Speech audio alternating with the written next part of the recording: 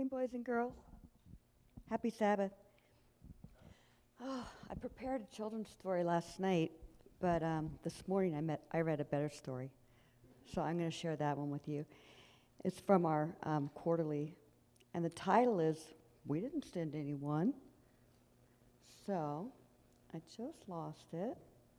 These phones are kind of tricky. If you move them around too much, you never know where you're going to end up. So this story takes place in Colombia. And there were some guys that attended an Adventist church there, 4 guys in particular, and they would visit the prison in Colombia. And one of the guys' names was Donaldo.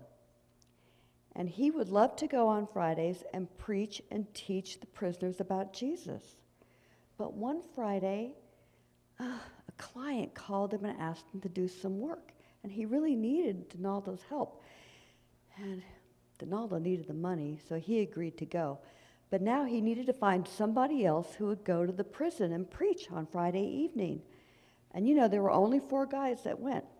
So he called up the other members, and he asked them if they could go. And Ranza says, "No, I can't go." And Pedro said, "No, I'm too busy." And the pastor said, "I'm sorry, Donaldo, but I'm going to be out of town."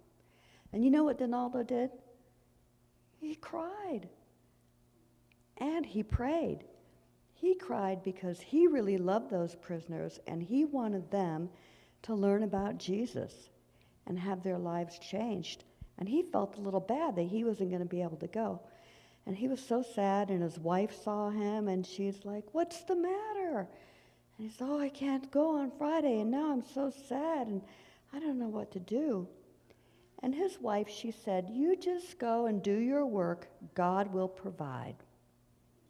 Okay, so then the next time that Donaldo visited the prison, 38 of the inmates came to listen to him preach. Pedro was with him too. And they said, "Hey, where's the man that was with you guys last time, or that came last time?" And he said, "We didn't send anyone." They said, "Yes, you did. You did. He came, and he preached." "No, we didn't send anyone," Donaldo said. And he said, "Well, maybe it was the pastor from another church." "Oh, no, said the inmates. "We know everyone who comes here, and this guy's never been here before." And Donaldo was like, "Well, what about his sermon?" He was looking for clues. He was trying to figure out, the answer to this little mystery of who the guy was. And the inmates said, "He spoke on the 7th-day Sabbath of the Lord." Amazed, Donaldo asked, "What did he look like?" And the inmates described him as, he was super tall. And he was really well dressed. I never saw anybody with such nice clothes. And his shirt was whiter than any shirt I've ever seen. And he knew the Bible so well, he must have been a teacher. Pedro said, "I think they saw an angel." But Donaldo wasn't convinced. And so he was like, He went to the prison guard, and he asked him, "Who came here last Friday to preach?" And the prison guard was his friend. And so he opened up the computer logs, and he checked it out. And he said, no one came last Friday to preach." Astonished, Donaldo exclaimed, "Now I have no doubt that the angel of the Lord came to teach the Bible in my place." Amen. Returning to the inmates, he informed them, "You guys must have seen an angel." And you know what? 6 years have passed, and nearly every one of the 38 inmates have given their hearts to Jesus in baptism. Donaldo said he will never forget that day.